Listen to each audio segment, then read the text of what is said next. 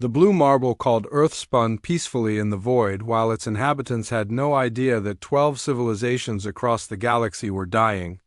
Admiral Rebecca Stone sat in her office at the Pentagon reviewing routine reports when the sky above Washington, D.C. suddenly changed color.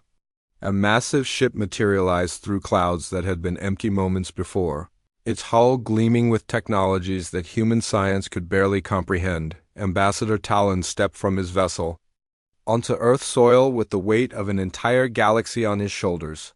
His species, the Meridians, had ruled space lanes for over 3,000 years. Yet here he stood before creatures who still used chemical rockets to reach their own moon.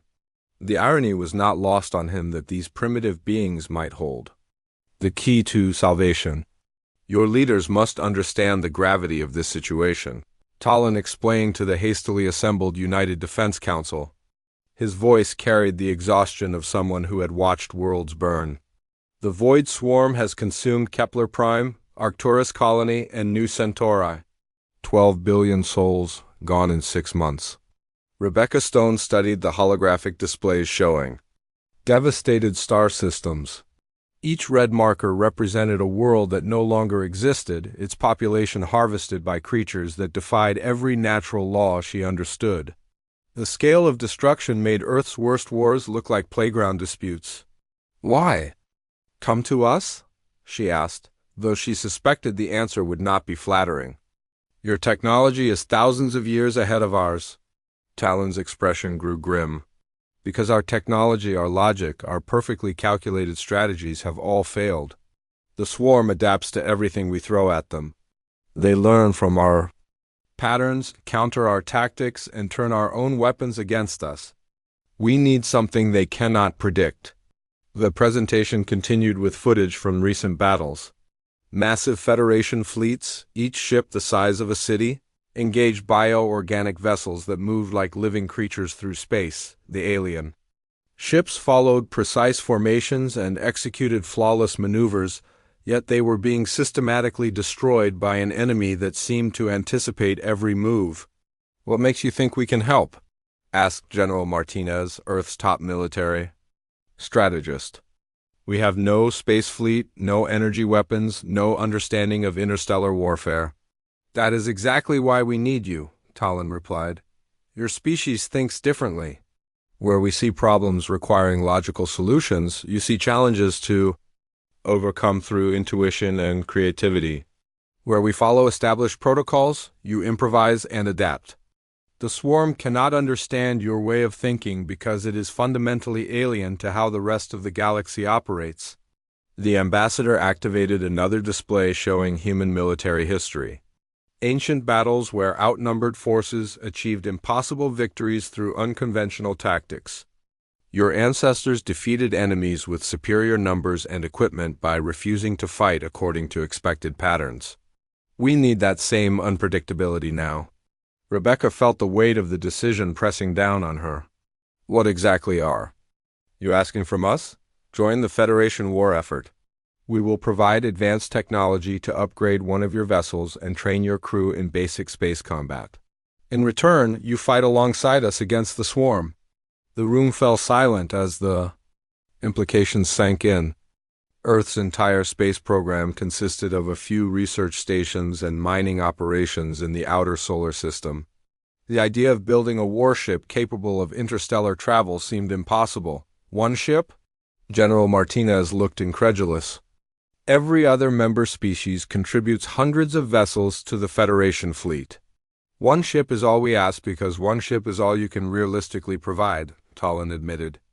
Your industrial capacity, while impressive for a single-world civilization, cannot match species that control dozens of star systems. But that single ship, crewed by humans and their unique perspective, might accomplish what entire fleets have failed to achieve. Dr. Sarah Chun, head of Earth's space program, leaned forward. What kind of time frame are we looking at? The swarm will reach the Federation core worlds within 8 months. If those systems fall, the war is over. We need your ship operational and combat ready within 6 months maximum. The challenge seemed insurmountable. Earth's most advanced spacecraft took years to design and build, and those were simple exploration vessels. Creating a warship capable of fighting alongside alien fleets would require completely reimagining their entire approach to space technology. We would need your best engineers, scientists, and military personnel, Talon continued. 200 crew members maximum, chosen from your finest candidates. They will undergo intensive training in alien technology and space combat techniques. Rebecca exchanged glances with her advisors. The decision would commit Earth to a war they barely understood against an enemy that had already destroyed civilizations far more advanced than their own. Yet the alternative was waiting for the swarm to eventually reach their solar system. If we refuse? She asked, though she already knew the answer. Then the galaxy falls, and eventually so does Earth. The swarm does not negotiate or coexist. It consumes everything in its path until nothing remains but emptiness. The weight of 13 billion human lives rested on this moment. Rebecca looked around the room at faces that reflected her own mix of fear and determination. Earth had always faced its challenges head-on, whether natural disasters, wars, or the countless obstacles of expanding into space. We need time to prepare our people and resources, she said finally. But yes, Earth will answer your call.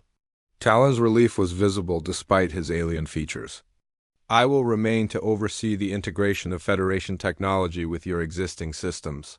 My engineers will work alongside yours to create something unprecedented, a fusion of human ingenuity and galactic science. As the meeting ended and plans began taking shape, none of them could imagine how profoundly one ship would change not just the war but the entire galaxy. The used Defiance would become more than a warship. It would become proof that sometimes the most primitive solution is the most revolutionary one. The fate of trillions of beings across hundreds of worlds now rested with a species that had barely learned to leave its own planet, and somehow that felt exactly right.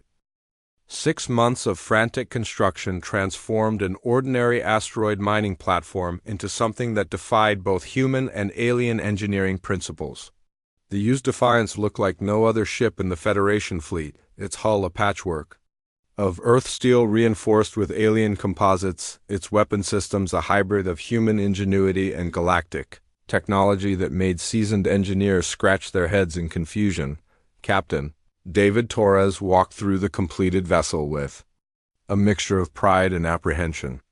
His crew of 200 represented Earth's finest, each person hand-selected for their ability to think quickly under pressure and adapt to impossible situations. They came from every branch of Earth's military, along with scientists, engineers, and a few civilians whose unconventional backgrounds had caught the attention of the selection committee. Still hard to believe this thing will actually fly, muttered Chief Engineer Tom Bradley as he ran final diagnostics on the fusion drive. The propulsion system combined human nuclear technology with alien gravitational manipulators in a way that violated several known laws of physics, yet somehow produced the most efficient engine any Federation engineer had ever seen. Commander Lisa Ward studied tactical displays in what would generously be called the bridge. Unlike the cathedral-like command centers of alien vessels, the Defiance's bridge resembled a submarine control room, cramped and efficient with every surface covered in displays and controls.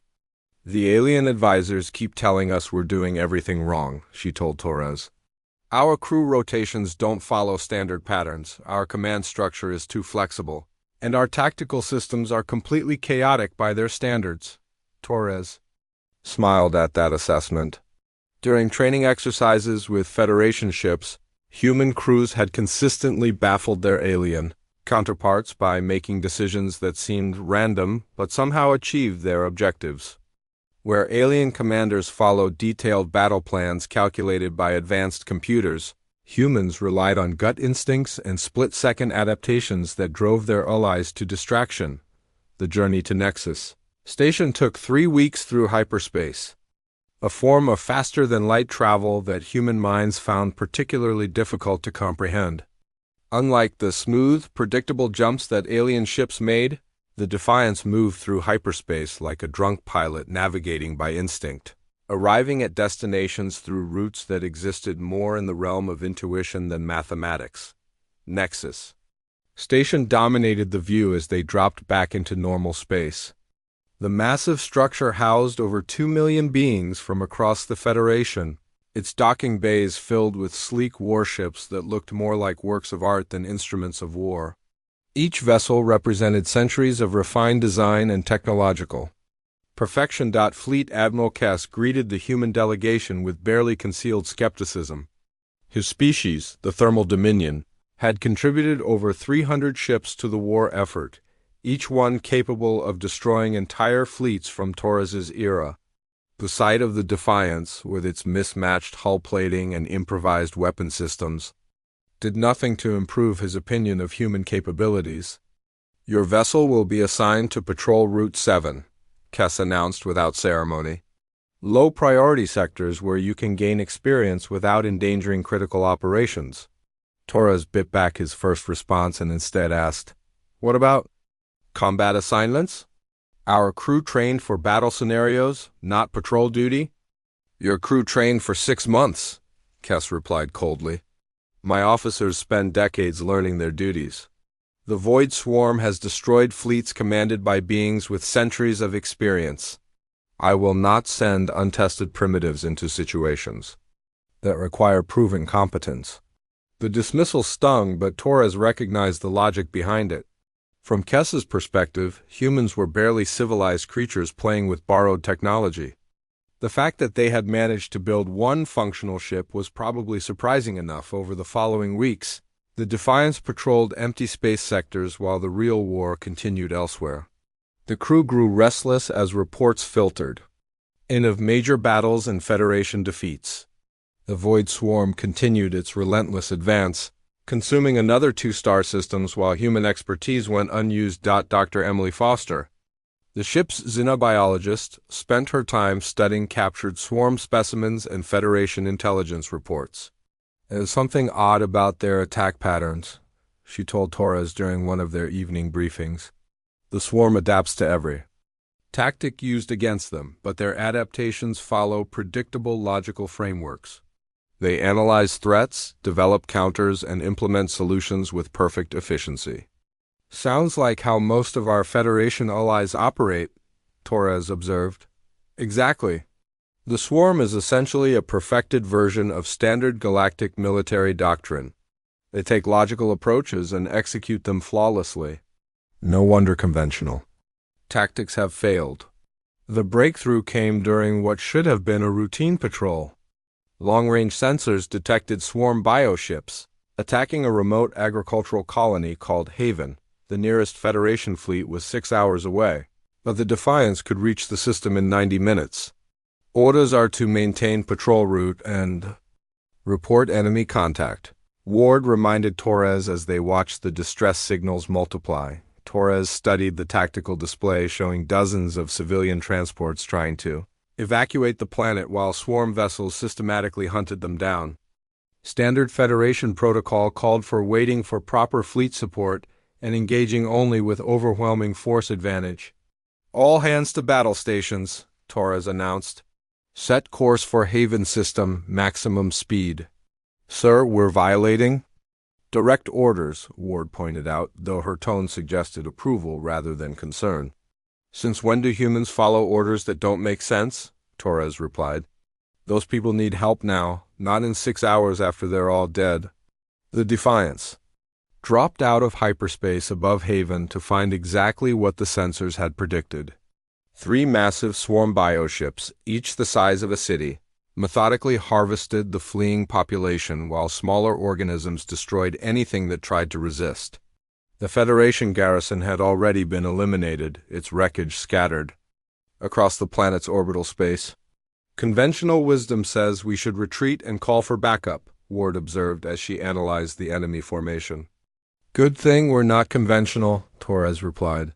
"Tom, how creative can we get with those weapon modifications you've been working on?" Bradley's grin was visible even through his helmet visor. "About as creative as you want to get, Captain. These alien systems respond really well to human-style improvisation. What followed was the first truly human space battle in galactic history. Instead of the careful, calculated engagements that Federation doctrine prescribed, the Defiance attacked like a berserker, using tactics that made no logical sense and weapons modifications that violated every engineering principle in the galactic. Database. The swarm, accustomed to predictable enemies, found itself facing a ship that seemed to operate on pure chaos. Human creativity had found ways to make alien technology behave in ways its creators never imagined possible. The swarm bioships moved through space like living predators, their organic hulls pulsing with alien rhythms as they systematically devoured everything in the Haven system. Dr. Emily Foster watched them through the Defiance's sensors and felt a chill that had nothing to do with the ship's recycled air. These creatures violated every natural law she understood, existing as impossible hybrids of biology and technology that should not have been able to function. "They're not following any recognizable attack pattern," Commander Ward reported from the tactical station. Standard Federation doctrine calls for concentrated firepower on single targets, but these things are spreading out and attacking from multiple vectors simultaneously. Captain Torres studied the enemy formation with the eye of someone who had spent years fighting unconventional opponents on Earth. They're not trying to win quickly. They're trying to harvest efficiently. Look at how they're hurting the civilian ships towards specific collection points. The largest bioship, easily 3 times the size of the Defiance, had positioned itself near Haven's main population center and was literally consuming the fleeing transport vessels. Smaller organisms swarmed around it like antibodies, destroying any ship that tried to break through their perimeter. "Conventional tactics would call for us to retreat and wait for fleet support," Torres said, voicing what everyone on the bridge was thinking. 3 bioships against 1 converted mining platform. The mathematics are clear. Chief Engineer Bradley spoke up from his position at the engineering station. "Captain, I've been studying these alien weapon systems we inherited. The Federation engineers who installed them were very concerned about safety protocols and efficiency ratings. They built in a lot of limiters to prevent system overloads." "And?" Torres asked, though he could already guess where this was heading. "Well, humans have a long history of removing safety features when the situation calls for it. I might be able to coax some extra performance out of these systems if you're willing to void a few warranties." Ward looked up from her tactical display with a grin that would have terrified any sane military commander. "I've been analyzing their movement patterns. The swarm ships coordinate perfectly, but they coordinate like machines. Every action follows logical sequences based on previous inputs. They're essentially very sophisticated computer programs." "What's your point?" Torres asked. "Computer programs can be hacked, not with technology but with behavior they can't process. If we act in ways that don't make logical sense, their coordination algorithms might not be able to adapt fast enough." Torres felt the familiar sensation of pieces clicking into place, the moment when disparate observations suddenly formed a complete picture. "Tom, start removing those safety protocols. Lisa, I want you to plot an attack run that violates every rule of space combat you've ever learned. Emily, keep monitoring their biological responses. I want to know how they react to stress." The Defiance began its attack run with a maneuver that would have gotten Torres court-martialed in any normal fleet. Instead of approaching from a tactically advantageous position, he flew directly toward the largest bioship while spinning the vessel in a pattern that served no apparent purpose except to confuse targeting systems. "They're trying to lock onto us, but their targeting solutions keep failing," Ward reported with obvious satisfaction.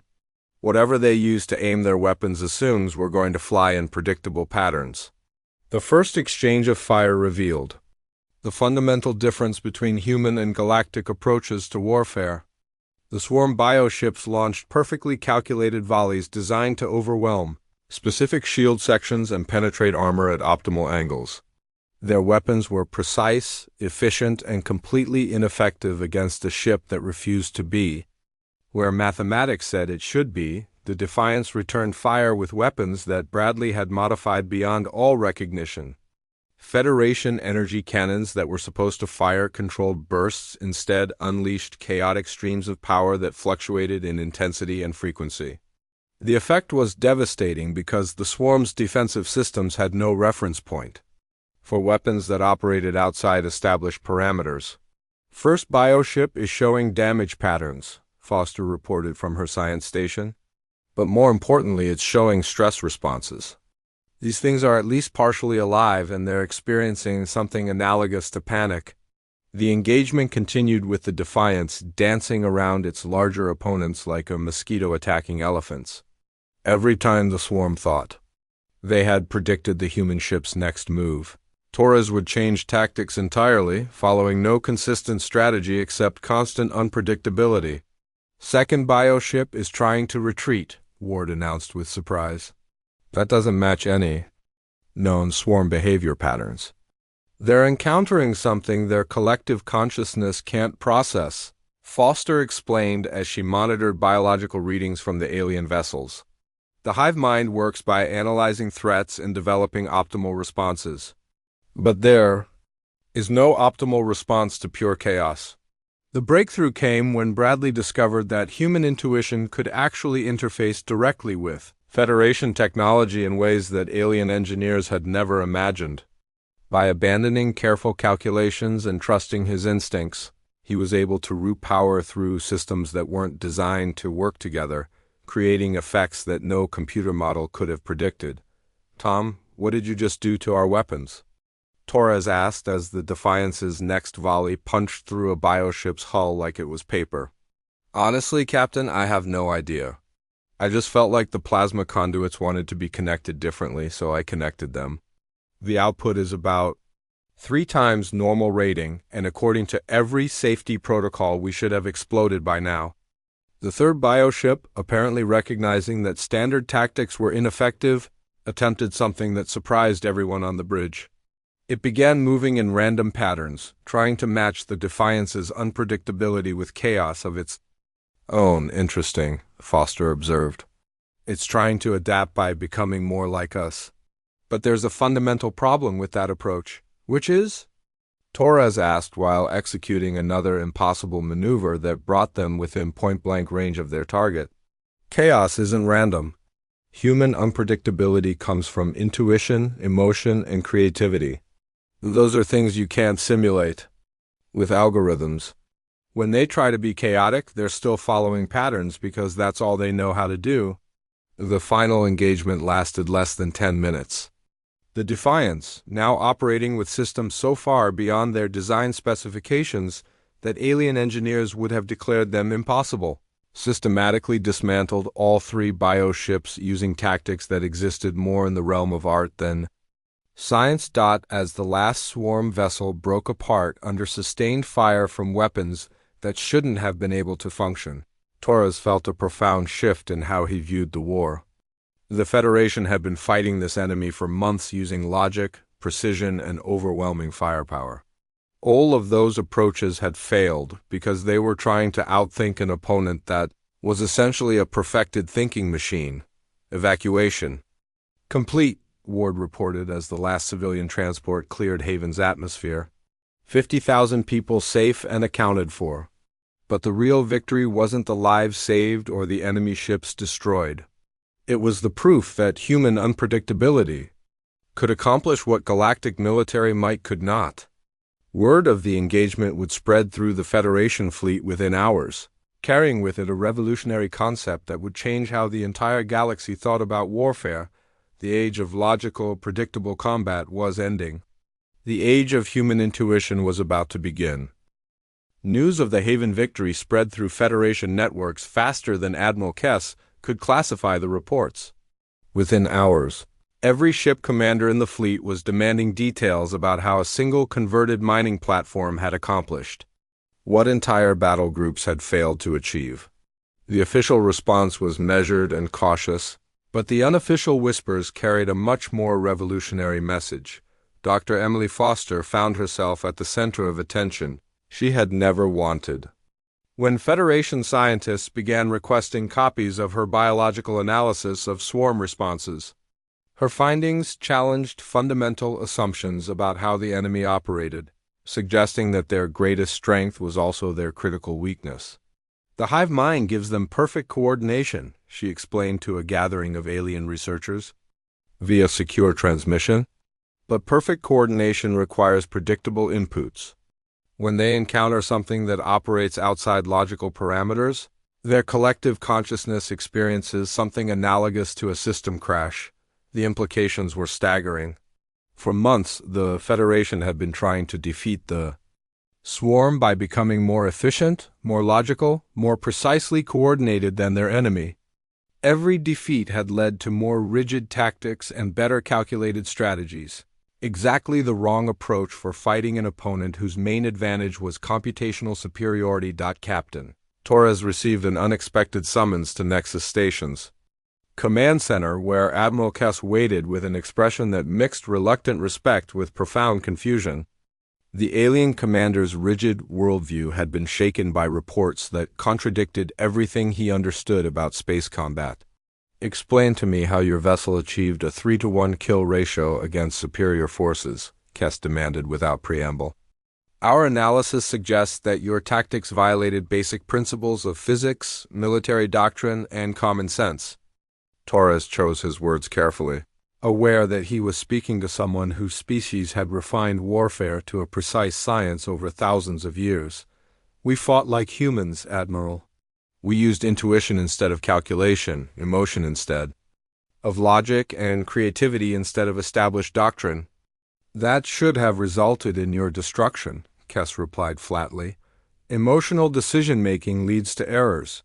Intuitive responses lack proper analysis. Creative tactics are inefficient compared to proven methods. Against most opponents, you would be absolutely correct, Torres agreed. But the swarm isn't most opponents. They've evolved to counter logical approaches by being more logical than anyone else. Fighting them with conventional tactics is like trying to outcompute a supercomputer. The conversation was interrupted by urgent alerts flooding the command center. The swarm had launched simultaneous attacks on 3 Federation strongholds, and early reports suggested that all conventional defensive measures were failing catastrophically. 12 battle groups engaging at Proxima Station, reported a Thermal Dominion tactical officer. Enemy bioships are adapting to our firing patterns in real time. Our forces are requesting permission to withdraw. Kess studied the tactical displays. With growing frustration, each battle followed the same pattern. Federation forces would establish firing solutions and engage according to doctrine, only to watch their weapons become progressively less effective as the swarm adapted to their tactics. What would your people do in this situation? Kess asked Torres, the question clearly costing him considerable pride. We'd stop trying to fight smart and start fighting human, Torres replied. Give me access to fleet communications. I'll show your commanders how to think like Earth military. What followed was the most unconventional strategy session in galactic history. Torres found himself explaining concepts that had no equivalent in Federation military doctrine.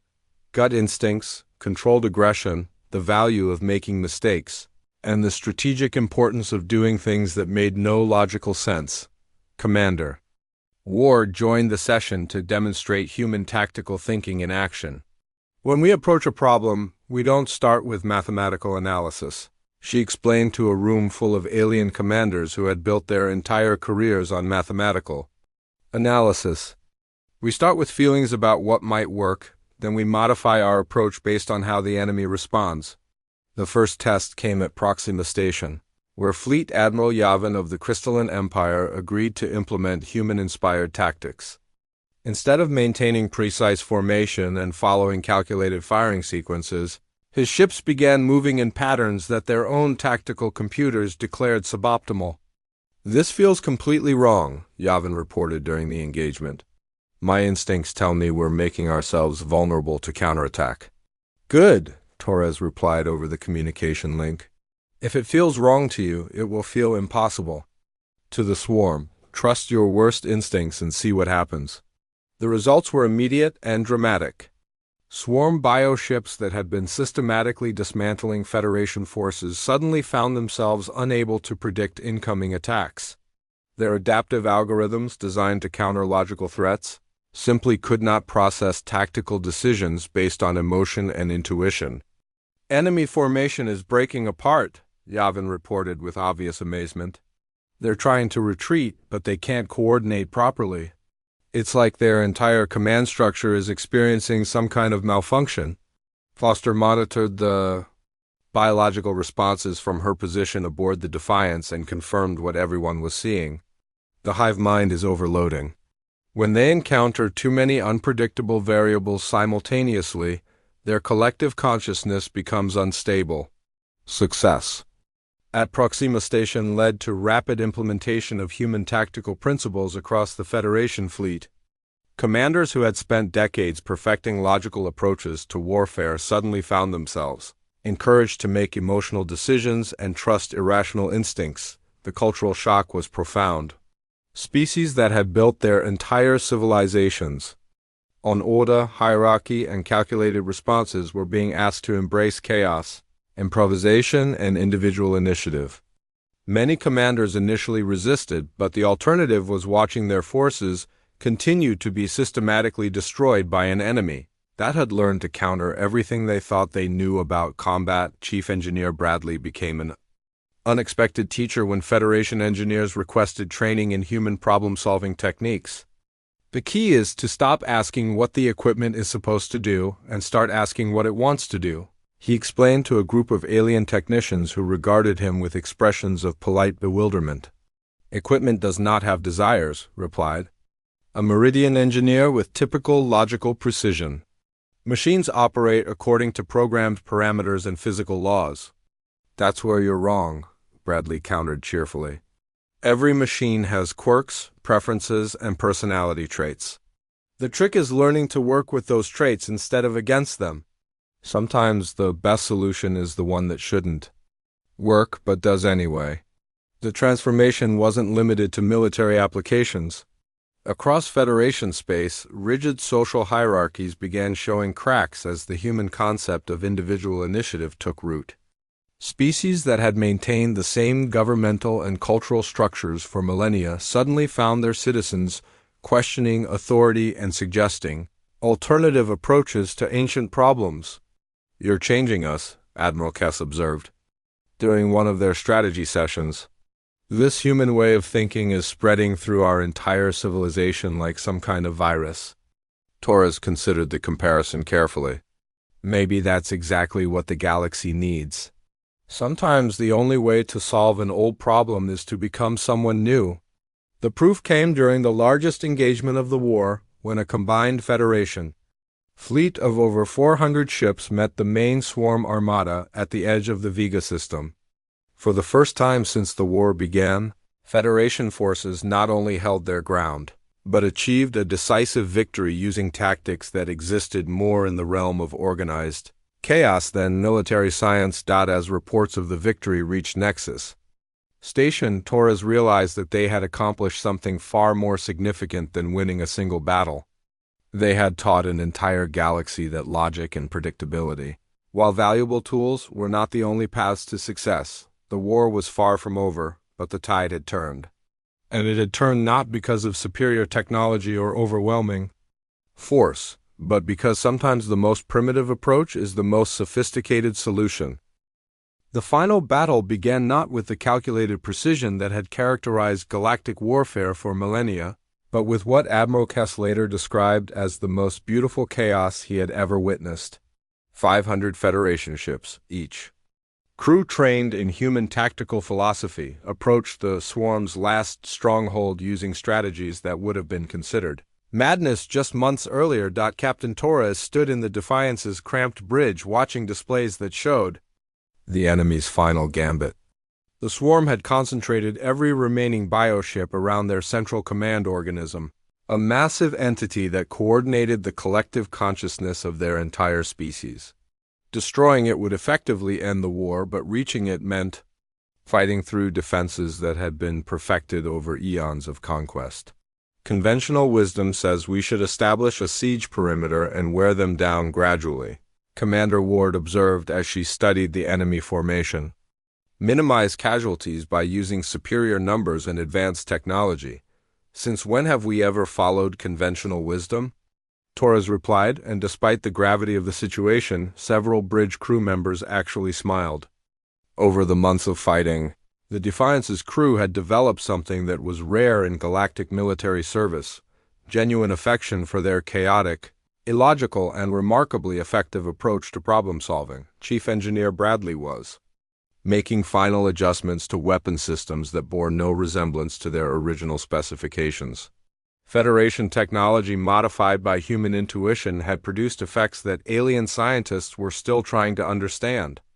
Power conduits that shouldn't have been compatible now worked in harmony, weapon arrays fired at frequencies that violated theoretical maximums, and shield generators provided protection through methods that existed more in the realm of art than engineering. All ships reporting ready, Ward announced. Fleet Admiral Kess is requesting final confirmation of battle plan. Torres activated the fleet communication system and found himself addressing commanders from 12 different species, each one trained in military traditions that span thousands of years. 6 months ago, these beings would have viewed humans as primitive curiosities. Now they were waiting for tactical guidance from a species that had barely learned to leave its own solar system. There is no battle plan, Torres said simply. There are suggestions, hunches, and a general agreement that we're going to do something the swarm won't expect. Beyond that, every ship commander has complete freedom to act according to their best human instincts. The silence that followed would have been ominous in any normal military force. In a fleet trained to think like humans, it was pregnant with creative possibility. Dr. Emily Foster monitored biological readings from the enemy formation and noted something unprecedented. The central organism is showing stress patterns I've never seen before. It's almost like it's experiencing fear. Good, Torres replied. Fear means uncertainty, and uncertainty means they can't calculate optimal responses. Time to show them what organized chaos looks like. The attack began with something that violated every principle of space combat: a singing charge. Human crew members had taught their alien colleagues Earth military songs, and now 500 ships advanced while their crews sang everything from ancient war chants to popular music. The psychological effect on humans was significant, but the effect on the swarm was catastrophic. The collective consciousness that had dominated galactic battlefields through perfect coordination and logical analysis suddenly found itself facing an enemy that used music as a tactical element. Their adaptive algorithms had no framework for processing coordinated attacks that were synchronized to rhythm rather than mathematical precision. Enemy formation is fragmenting, reported Fleet Admiral Yavin from his flagship. They're trying to adapt to our coordination patterns, but there are no patterns to adapt to. We're operating on pure instinct and melody. The battle that followed would be studied by military historians for generations, though none would ever fully understand how it worked. Ships moved in formations that resembled dance more than combat, weapon fire synchronized to musical beats rather than tactical necessity, and overall strategy guided by collective intuition rather than calculated planning. The swarm's bioships, designed to counter logical threats through superior logic, found themselves completely unable to function against an enemy that had abandoned logic entirely. Their perfect coordination began breaking down as the collective consciousness overloaded, trying to process too many incomprehensible variables. Central organism is showing critical stress responses, Foster reported. The hive mind is approaching complete system failure. If we can maintain pressure for another few minutes, their entire command structure should collapse. Torres felt the moment approaching when tactical instinct told him to do something that made no rational sense whatsoever. The central organism was heavily protected by defensive bioships and weapon emplacements that could destroy anything that approached directly. Standard doctrine called for gradual elimination of defensive positions before attempting to engage. The primary target, all power to engines, Torres ordered. Set collision course with the central organism. Sir, that's suicide, Ward protested, though her tone suggested she was already preparing to implement the order. No, that's human, Torres replied. The one thing their algorithms can't account for is someone willing to trade everything for victory. They understand tactical losses and acceptable casualties, but they can't comprehend genuine sacrifice. The Defiance broke from the main fleet and accelerated directly toward the heart of the swarm formation. Other ships moved to provide covering. Fire, but Torres had already committed to a course that could only end one way. All hands prepare for impact, he announced over the ship's communication system. It's been an honor serving with the finest crew in the galaxy. What happened next would become legend throughout Federation space. Instead of the kamikaze run that everyone expected, the Defiance's approach triggered something unprecedented. In the central organism, faced with an action that its logic systems declared impossible, the collective consciousness experienced what could only be described as a nervous breakdown. The massive bioship began broadcasting chaotic signals that disrupted the coordination of every swarm vessel in the system.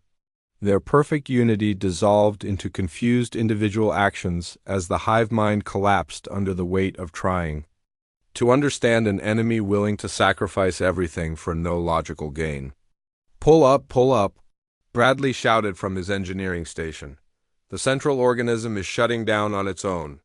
We don't need to ram it. Torres adjusted course at the last possible second, bringing the Defiance within meters of the massive ship's hull.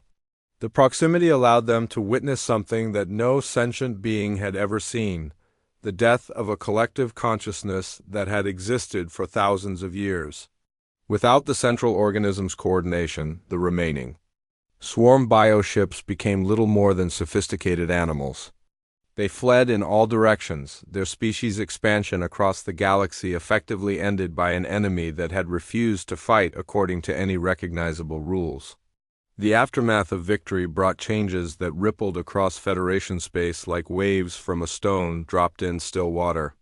Species that had maintained rigid social hierarchies for millennia found their citizens, questioning ancient traditions and suggesting radical alternatives to problems that had seemed unsolvable for generations.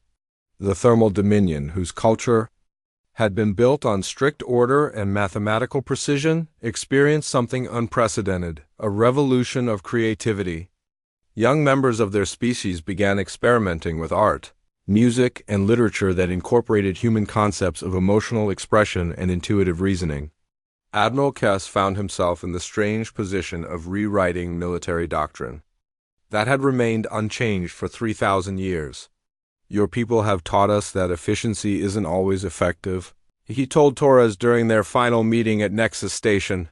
We spent so long perfecting our systems that we forgot how to adapt when those systems encountered something truly different. The political transformation was equally dramatic. The Federation Council, previously dominated by species that valued conformity and logical consensus, suddenly found itself dealing with representatives who questioned everything and proposed solutions that would have been dismissed as impossible just months earlier. Democracy is messy, explained Ambassador Talon to a gathering of planetary governors who were struggling to understand why their populations had become so difficult to govern. Human political systems have always embraced chaos and disagreement as tools for finding better solutions. Perhaps it's time we learn to do the same. Earth's status in the galactic community changed overnight from ignored backwater to the most sought-after destination for young beings seeking education in what scholars were calling adaptive thinking. Human universities found themselves hosting students from across the galaxy who wanted to learn how to make decisions based on intuition rather than calculation. The economic implications were staggering. Trade routes that had remained static for centuries suddenly became dynamic as merchants began using human-inspired approaches to find new markets and opportunities. Entire industries emerged around the concept of productive chaos, where controlled unpredictability led to innovations that careful planning had never achieved.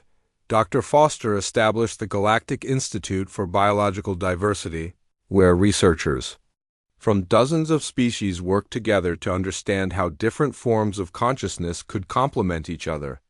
Her studies of swarm biology had revealed that monocultures, whether biological or cultural, were inherently vulnerable to disruption by sufficiently different approaches. The swarm failed because they achieved perfect unity, she explained. In her landmark paper that became required reading in schools across Federation space, "Unity without diversity is fragility. The Federation survived because we learned to embrace the strength that comes from different ways of thinking working together." Chief Engineer Bradley became something of a celebrity when his techniques for intuitive engineering began producing technological breakthroughs that traditional research methods had missed for centuries. His approach of treating machines as partners rather than tools led to innovations that advanced galactic technology by decades within a single year. The Defiance itself was retired to Earth's Smithsonian Institution, where it became the most visited exhibit in human history. Visitors from across the galaxy came to see the ship that had changed everything, though most admitted they still didn't understand how something so primitive-looking had accomplished so much. Captain Torres accepted promotion to Admiral and found himself leading the newly created Department of Adaptive Strategy, where human tactical philosophy was refined and taught to military commanders throughout Federation space. His first official act was to establish the principle that no two battles should ever be fought the same way twice. "Predictability is the enemy of survival," became the department's motto, words that would have been considered heretical in the old Federation military but now represented accepted wisdom. The war crimes tribunals for captured swarm organisms revealed something that surprised everyone. Individual bioships, separated from the collective consciousness, showed remarkable capacity for learning and adaptation. Several were successfully rehabilitated and integrated into Federation society, becoming living proof that even the most hostile differences could be overcome through understanding and patience. 10 years after the war's end, historians began writing the official accounts of how a single ship from a primitive world had transformed an entire galaxy. Most focused on the tactical innovations and technological breakthroughs, but a few understood that the real revolution had been philosophical. Humanity hadn't won the war through superior firepower or advanced technology. They had won by proving that chaos, when properly directed, was more powerful than order. That creativity could triumph over calculation. That sometimes the most sophisticated solution was the most primitive approach. The galaxy was still learning to think like humans, and probably always would be. But that was exactly the point. In a universe full of logical, predictable species, Earth's greatest gift to galactic civilization was the understanding that logic and predictability were tools, not masters. The used Defiance had been just one ship sent to an interstellar war, but it had carried something more powerful than any weapon: the human capacity to look at impossible problems and find possible solutions, through the simple expedient of refusing to accept that anything was truly impossible. In the end, that was the most human trait of all.